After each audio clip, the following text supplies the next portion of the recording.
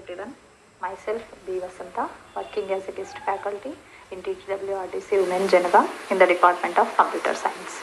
So, today I would like to give you a briefing about what is an operating system and what are the characteristics of an operating system and what are the advantages and difficulties we are facing with the operating system and what are the different types of operating systems we have. Okay, so let us say first what is an operating system. So what will happen if we purchase any computer and any laptop systems, then first and foremost we have to install the operating system. So without installing an operating system, no other software will be installed in the computer. So why operating system plays that much of importance in the computers? So operating system is nothing but it is a intermediate between user and the computer. Okay, or we can say operating system is a system software. It is a system software which is a collection of programs which is used to manage the resources of a computer. So, in order to manage the resources of a computer, we require an operating system. So, if anyone observes, when we start the computer or when we switch on the computer, it will take some time to open the window. Okay, why it takes some time? Means it is installing the operating system. Okay, it is the inbuilt process. Okay, no one can install the operating system. Okay, operating system by itself, it reinstalls the operating system for every restart of a computer. Okay, so what are the we are saying that it is a collection of programs or it is a set of programs. So all those programs has to be reinstalled in the computer. So for that purpose it needs some time. So that process is called as a booting process. Okay, so that is the briefing about operating system. So coming to the summary of an definition of an operating system.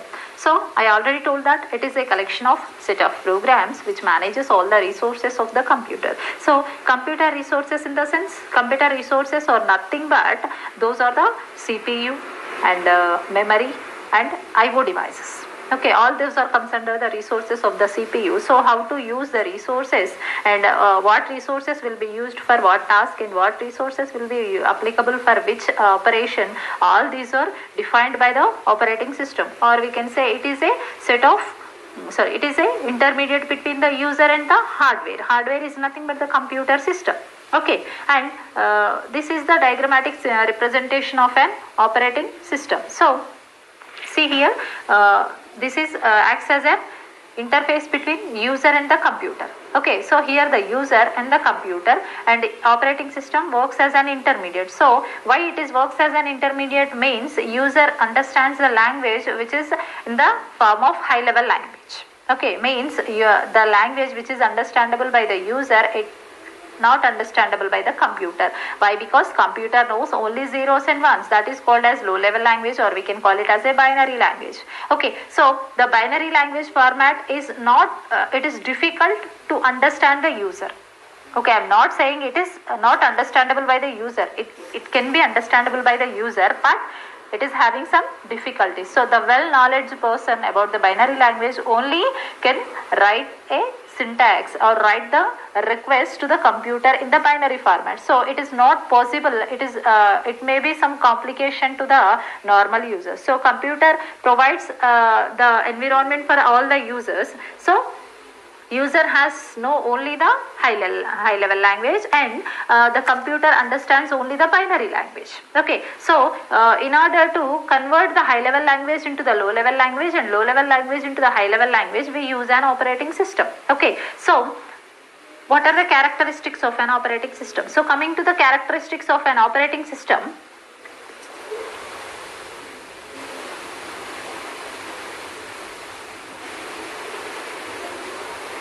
operating system is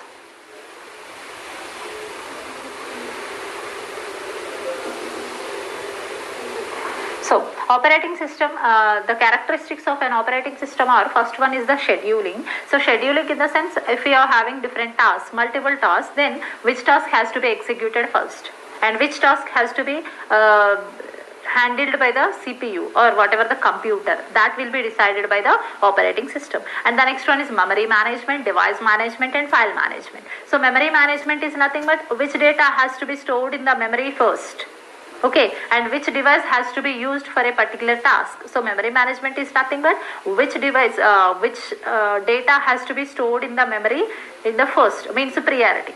Okay, we are having different data items. So all the data items, it is not possible to store all the data items at a time. So one by one the data has to be allocated. So which data has to be allocated first and which data has to be allocated next. That will be decided by the operating system. And device management is nothing but which device is applicable, which device is used for which task. Okay, it is not possible to use a particular device for all the tasks. Okay, so which device is used for a particular task, and if the same device will be used for multiple tasks, then the priority will be assigned, means the scheduling criteria will be followed. Okay, and the next one is security. The very important is security will be provided by the operating system. And next is interact with the different softwares. So I first I told that operating system, without operating system it is not possible to install the other softwares. Okay, why? Because the operating system is the heart of a computer. So the operating system has the facility to interact with any type of software. Okay, not only a particular software, it is have the capability to interact with any type of software. Okay, so these are the characteristics of an operating system. So we have different types of scheduling criteria, means how the data will be scheduled. All these things are based on the algorithms. Okay, scheduling algorithms we have in the operating system, and we will discuss about those in later videos. Okay, and the next, what is the advantages of an operating system? So the first and foremost operating system advantage is it provides a GUI interface. GUI interface is nothing but graphical user interface. Graphical user interface in the sense, if we observe on the desktop, we have different types of menus and icons. All those are comes under the graphical user interface. Okay, it provides the GUI interface, GUI environment. So GUI environment is nothing but what are the applications or what are the softwares are available in the system that will be represented on the desktop in the form of menus and icons. That is the GUI interface. And also it allows to share the resources to some other users or some other systems. Okay, it is not applicable for a particular person or particular system. It will be shareable. Okay, the data, the resources will be shareable to the some other persons with the help of an operating system. And also by using this operating system, user can understand, user can know that what are the functionalities provided by an what are the functionalities provided by a computer. Okay, and the next very important advantage is it is very easy to use. Okay, we don't have to learn about the programming concepts to use in order to use an operating system, and no need to bother about the coding to use an operating system. It is eco-friendly environment. Okay, and what are the difficulties we are having? Not exactly the disadvantage, but we are having some difficulties while using the operating system. So what are those difficulties we are having? The first one is, if the operating system will be corrupted, then the entire system will make crash. Why? Because we are saying without operating system there is no computer, means the computer does not perform any task without an operating system. That's why I am saying that if the operating system, if we are getting any complexity with the operating system, then obviously the entire computer system will make crash. And next one is, I am saying that operating system performs multiple tasks, but not all the tasks. Multiple tasks I am saying, but not all the tasks which are given by the user. It performs only some tasks at a time. Okay, at a time it will perform some tasks. Okay, so not all the tasks, that will be considered as a difficulty by using an operating system. Okay, and what are the different types of operating systems we have? So operating systems, while discussing with the operating systems, we have different types of operating systems based on the time and based on the resources they are having and based on the memory they are having and based on the requirements they are having. Based on these criteria, we are having different types of operating systems. Those are batch operating system, time sharing operating system, distributed operating system, network operating system and real-time operating system. Okay, and coming to the batch operating system. What is a batch operating system? system. Batch operating system is nothing but it specifies, we are saying that a batch is nothing but we are making a group. Okay, we are forming a group. So how we are forming a group, how we are making a batch? It is nothing but the similar kinds of tasks, whatever we are having multiple tasks. In those multiple tasks, which task is having the similarities? Okay, based on the programming concepts or based on the resources, whatever it may be, we can take any criteria. So based on a particular criteria, which task is having the similarities, those tasks will be formed as a single batch. Okay, so here operating system, what will do the operating system? It forms a batches based on the jobs or whatever the tasks we are having. Whatever the similar tasks we are having, those tasks will be formed as a batch. Like that we may have more than one batches, and those batches will be sent to the CPU for processing. Okay, see here the diagram, I am showing the diagram here, that is batch operating system. We are having five different batches here we are having. For suppose if I take batch 1 deals with the C programming, and batch 2 deals with the C++, and batch 3 deals with again C, batch 4 and batch 5 deals with C++. So here we may form two batches. One is regarding the C programming, another one is regarding C++. Okay, so here what will do the operating system? It takes all the batches and it takes all the jobs. After that it forms as a batches. So in batch 1 we have job 1 and job 3. Job 1 and job 3 are having the similar task, means both are working on C, and batch 2, batch 4 and batch 5 are working on C++. That's why I am forming two batches, and those batches will be sent to the CPU for processing. Okay, so when we use these types of batches means it is used when we are having a large task. We are having a large file and which consists of different tasks. In that we have to take similar task has to be formed as a batch so that we can create a particular file within a short span of time. Okay, so batch operating system, when will batch operating system work? The batch operating system will work to submit similar kinds of jobs together. So similar kinds of jobs has to be gathered as a batch. And what are the advantages? What is the advantage by using this batch operating system means? I already told that if you are having a large file, okay, if you are dealing with the large files, then it will be usable.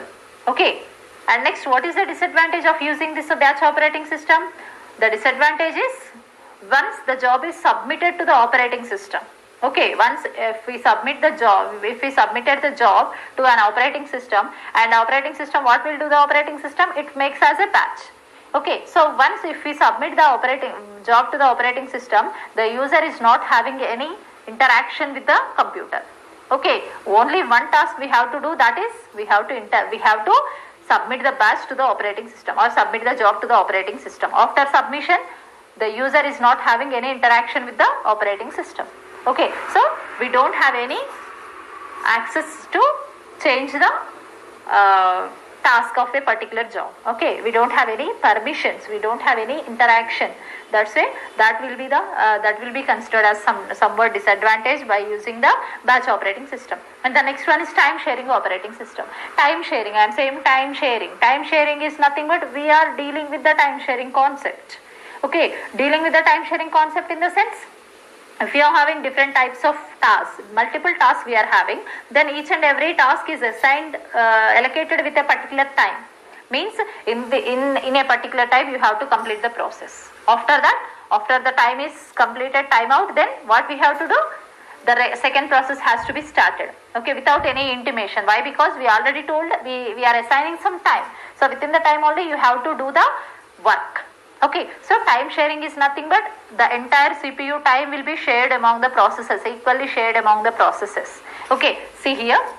So this is the example. I am taking an example. I am taking a diagrammatic representation. We are having 6 different types of processes connected to the CPU, and each and every process is allocated for a fixed time slot, that is 10 seconds. Okay, so by using this fixed time slot, we have advantage as well as a disadvantage. So what is the advantage means? If a particular process, if I take the process 1, the time is 10 seconds, but if the process is completed within a given time, means 10 seconds I am allocating, but it will be completed in 5 seconds only. Okay, it is completed in 5 seconds only. So what is the time we are having? We are saving 5 seconds of time.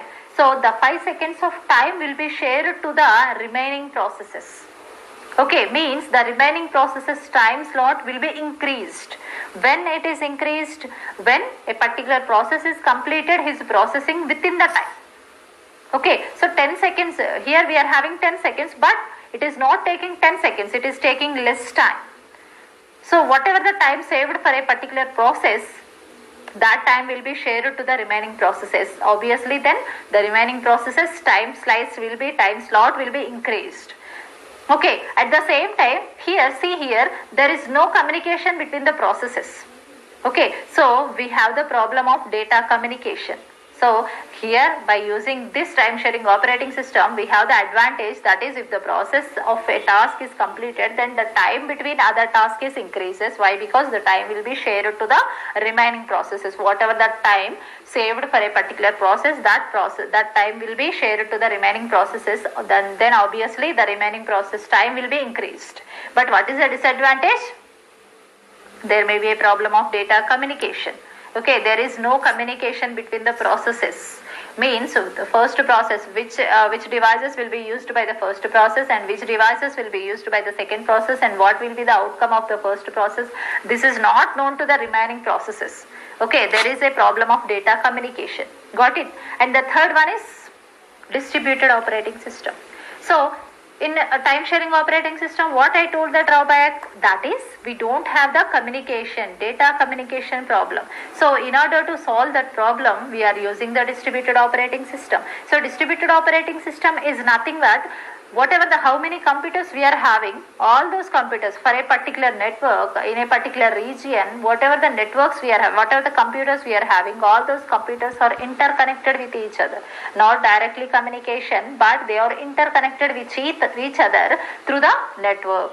Okay, we are using a network, all the computers are connected to the particular network. Why they are connected to the network? For sharing their resources. Okay, means what the first computer, if you are having some 6 types of computers, then what are the functionalities of, what are the outcome of the first computer and what are the resources of the first computer, all these are shareable to the remaining computers by using the distributed operating system. See here the diagram. All the computers, whatever the computers we are having, we have 4 types of computers, and those 4 types of computers are connected to the network, and whatever the problem or whatever the thing done in a particular computer, that will be known to all the computers with the help of a network. Why? Because to the network all the computers are connected. That's why what will happen to a particular computer, that will be known to the remaining computers. Okay, then what is the advantage of using this computer? By using this operating system, means here we are having interconnection. Means if for a particular computer the work is over, okay, the work is over, then means that the particular computer is used overly. Okay, overused. If the node is overused, then operating system, what will do the operating system? It will share the whatever the work assigned to a particular computer, that will be shareable to the remaining computers. Then the work will be completed in time, and there will be no burden to a particular computer. Okay, that is the advantage of using this distributed operating system. So see here, if a node is overused, then operating system shares that node to other nodes of a network. So in that particular network, whatever the computers we are having, it will share that particular computer task to the remaining computers. That will be the advantage of using this distributed operating system. Then what will be the disadvantage? If the network, here we are using the center point is a network. So if there is any failure to the particular network, then the entire systems, whatever the systems connected to the particular network, will be broken. So that is the disadvantage. So if the network is spread, means if the network is, there may be some problem, then whatever the computers communicated with that particular network will be broken. Okay, this is the disadvantage of using this distributed operating system. And next one is network operating system. What is network operating system? Network operating system means in the network operating system we have 2 types of computers. Here we are having 2 types of computers. One is the server computer and the second one is the client computer. So in the server computer, what will be the functionalities? That is, the server computer will be we have different more than one computers. Among those computers, one at least compulsory one system should be the server system, and the remaining should be acts as the client systems.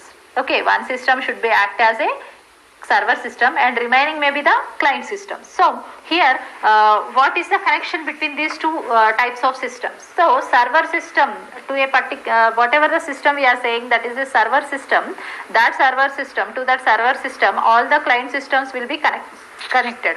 Okay, this operating system have a server that connects many other client computers. So many other client computers or many other client systems are connected to the server. Okay, in order to provide the services to the client system, means here the client system sends the request to the server and server system sends the response to the particular client. Whatever the request sent by the client, that for that particular computer, server will send the response. Okay, so see here we are having four types of client systems and one server system. Here this server system provides storage, backup and security. So what do you mean by storage? Storage in the sense these four client systems, whatever the task performed by the particular client system, all those data will be sent to the server. Means we have two copies of the data. One copy will be at the particular client system and another copy will be at the server system. Okay, it will store the data of all the client systems. Why it is storing all the data of the client systems means if there is any crashes in the particular client system, if a particular client system will fail you, okay, power loss, there may be a power losses or there may be some crashes, then the entire data of the particular client system will be lost. Then what will do the server system after recovery of the particular client system? The server system resend the data, whatever the data of that particular client, that will be resended by the server. Means that is the backup. Okay, backup is nothing but by storing the data, it will back up the data to the particular client and it will provide the security. So here one thing we have to remember is if there is any updations, if there are any updated versions on the computer, then no need to update all the client systems. Only we can update the server system. Okay, only we can update the server system. Why? Because entire work will be done at the server side only. Then we need to update the server system and obviously the remaining client system will be automatically updated. That is the advantage of using this network operating system. So see here, it provides the security. So what we have to do, we need to upgrade the server system only. No need to upgrade the remaining systems. Okay, and the next one is the disadvantage of the same what will be discussed in the distributed operating system. There is network, here server. Okay, if the server is failed, if the server is corrupted or if the server is getting any problem, then obviously the remaining client system will be crashed. Okay, that is the disadvantage of using this network operating system. And the next one is a real-time operating system. So what is real-time operating system? Real-time operating system is when we require the quick response. Okay, when we require the quick response, then we will use the real-time operating system. So example is missile system. Okay, missile system is nothing but the missile launches. The missile has to be launched at a certain time. Whatever the time fixed, at that time only the missile has to be launched. Okay, means we are exact response. We are getting the response at a particular time and at a particular period. Okay, the quick response means if we send the request, then within some fraction of milliseconds we need to get the response. That is the real-time operating system. Okay, so in this real-time operating system, the CPU provides its maximum efforts to get the response. So here CPU has to work sharply. Okay, means it has to generate the response quickly. So for that it has to put all its maximum efforts for getting the quick response. So what are the advantages by using this real-time operating system? Means it provides quick response. So it provides quick response obviously. Then where we are using this real-time operating system means it is used in scientific engineering and NASA etc. Like these scientific purposes only we are using the real-time operating system. So by using this real-time operating system, only one drawback we are having, that is it is very expensive to use. So the cost of the real time operating system is very high. So it is very expensive to install the operating system, real time operating system. So apart from this, we have three more types of operating systems. Those are the multi-processing operating system, multitasking operating system, and multi-programming operating system. So see here, what is multi-processing operating system? The system which is having multiple CPUs. Okay, we are having one computer with multiple CPUs, then it is called as multi-processing operating system. So each and every CPU performs individual process, individual task. That is nothing but multi-processing. Okay, and the next one is multitasking operating system. So we can perform more than one task simultaneously without one task is not depends on the another task. Means the execution of one task is not depends on the execution of another task. Means after completion of one task only the second task has to be started. There is no restriction in multitasking operating system. So in multitasking operating system, more than one task are performed simultaneously without depending on the other tasks. Okay, and the last one is multi-programming operating system. So what is multi-programming operating system? In order to perform multiple tasks simultaneously, so each and every task has to use programming concept. Okay, so in order to implement in real world, it needs programming concept. Okay, so for individual tasks, for each and every task, we need different types of programming concepts. That is called as the multi-programming operating system. So to perform multiple tasks, we use different programming concepts. Okay, got it? So these are the this is the briefing about an operating system. So what is an operating system and what are the advantages we are having and what are the different types of operating systems we are having. So thank you for watching this video. Thank you one and all.